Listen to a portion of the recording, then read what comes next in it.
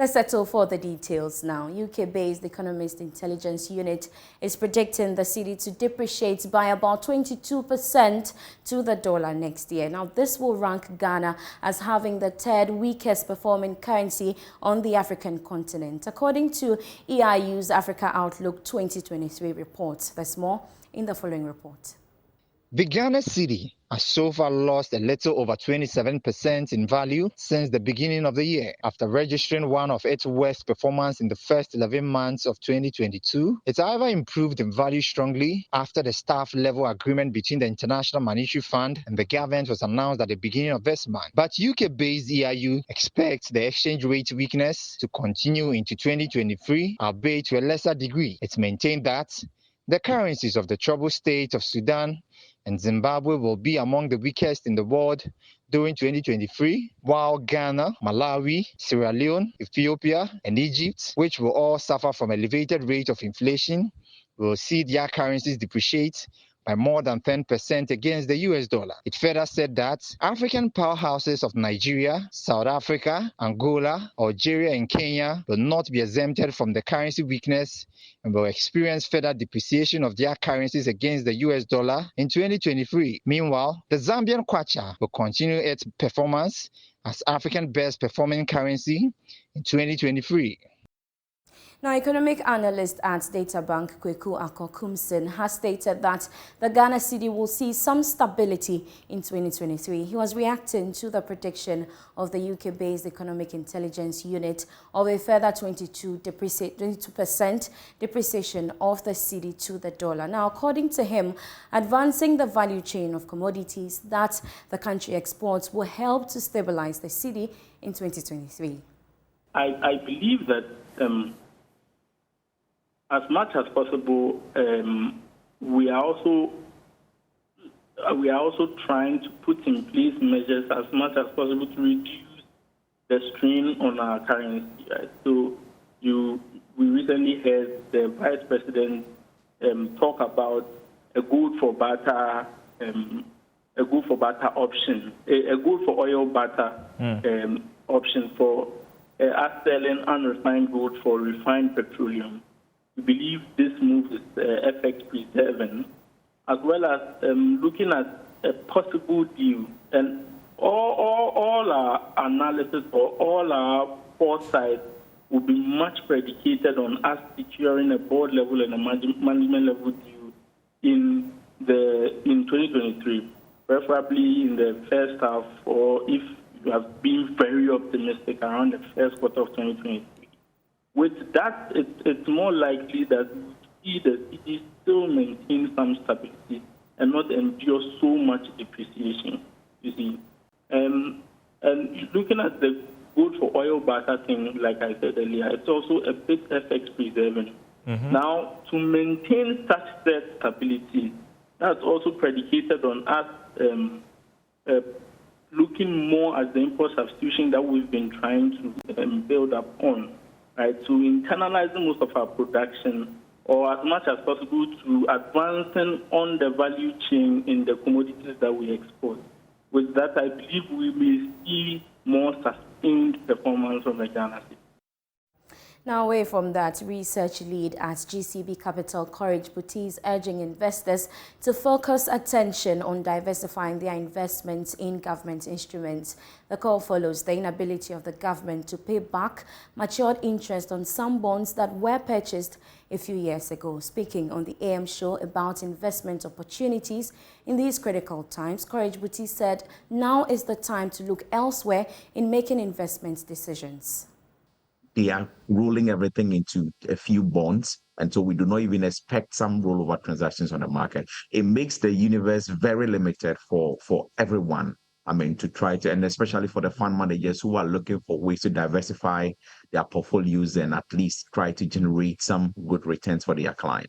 So I would say that in this time, the focus wouldn't be on returns because the returns are not available, at least within Ghana. The returns are not available. Maybe what we should be focused on was how to diversify our investment away from some of the risk associated with government. And so you want to look at some fixed deposits with some banks, and you also, again, want to look at the quality of these banks. and then how they're able to withstand the shocks, their liquidity levels, their solvency levels. Because debt restructuring is happening, banks are about 33% exposed to, they hold about 33 or so percent of the total domestic debt stock, really. And so the non-payment of coupon and everything happening could affect some banks and potentially even affect their liquidity levels. So you want to do all of these analysis before you even go in there, not as a way of generating so much return, but as a way of diversifying. Meanwhile, Director of Operations at Dalex Finance, Joe Jackson, has disclosed that investment in the agricultural value chain is the best portfolio for one to consider. He explains. At this moment, any investment in that agric food chain is, all things being equal, a good one. Okay. When I say the agric food chain, I don't mean just taking a cutlass and a hoe and just going to weed.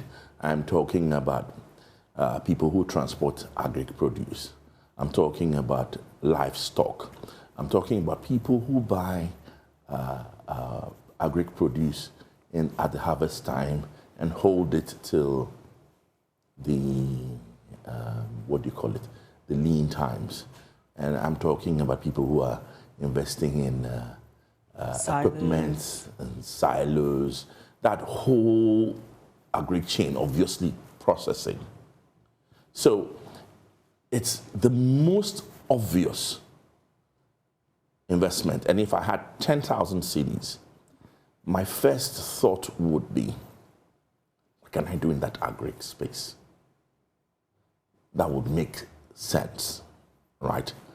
But that's not the only thing, because you got to remember that these are also very volatile times. Mm-hmm. This is also a time of very high inflation. So you got to think about two things. I want an investment that will keep my money, and I want an investment that, at worst, will minimize the effect of inflation on my money.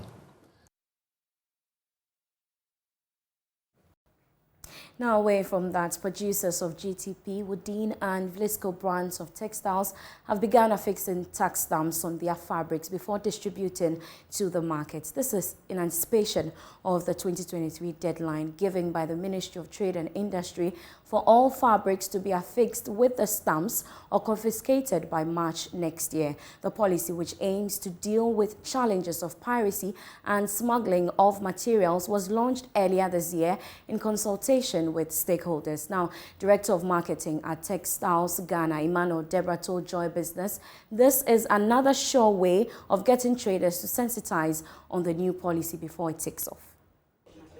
Yeah, so the tax stamp, yes, it's been launched by the Minister of Trade, who was really, helpful. We've engaged both local and then importers. So we have started effective October. Every fabric leaving at our company here has the tax stamp on it.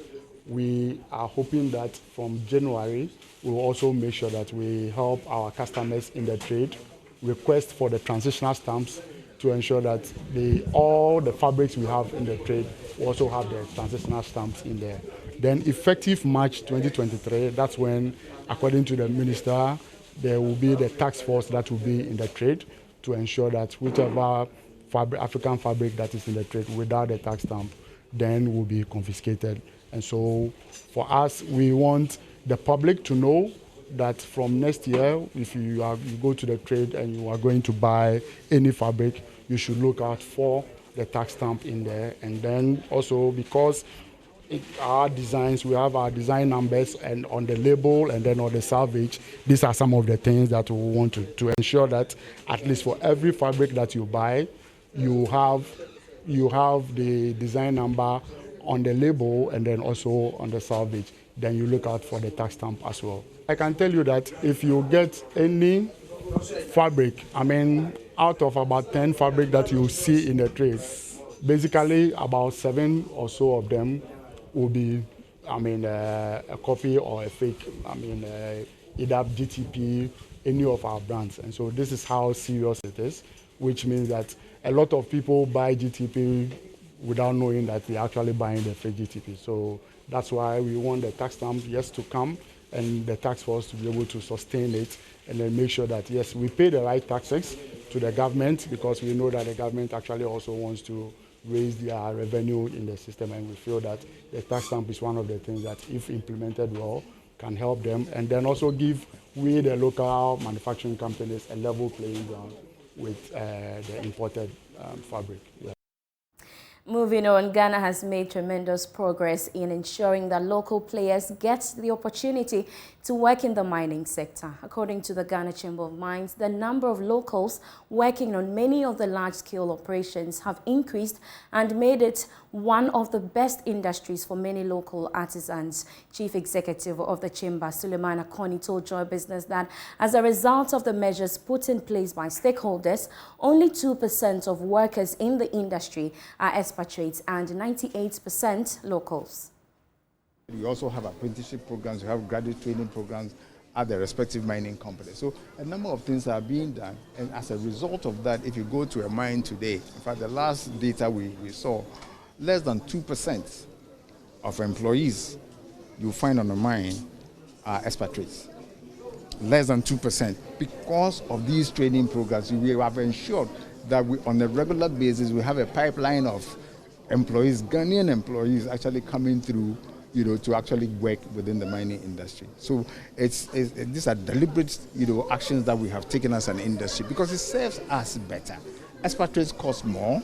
Of course, they come with unique skill sets and so on and so forth. But once they come, they should be able to transfer the skills and the experiences they have to their Ghanaian counterparts. Not just that, but also making sure that through various programs, academic programs, apprenticeship programs, you have the skill sets coming through, so that when people retire, when people move into other areas, you also have that pipeline of employees, Ghanaian employees, coming through to actually operate in the mining industry. The deplorable state of some schools in Ghana impedes efforts to improve on quality education. For this reason, insurance firm Hollard Ghana has renovated the El Walid Basic School at Kandahir in Accra as part of its corporate social responsibility. Managing Director Nashiru Idrisu says the company recognizes the importance of the educational development of its clients, hence the gesture. Hollard Insurance is an insurance company that caters for personal, business and commercial insurance issues. The company, recognizing the deplorable state of the Al Wahid Basic School building, decided to renovate it and make it conducive for teaching and learning. Managing Director of the company, Nashiru Idrisu, said the company is not only interested in doing business and making profits, but is also interested in impacting lives in the society. So as a social enterprise, we don't only do business, but we impact lives. Our purpose basically is to enable more people to secure better futures. As a business, we believe that when we do social good, we do well. That's why we say we do well by doing good, So basically, we strive as a social enterprise when we see the communities in which we operate also striving well towards better futures.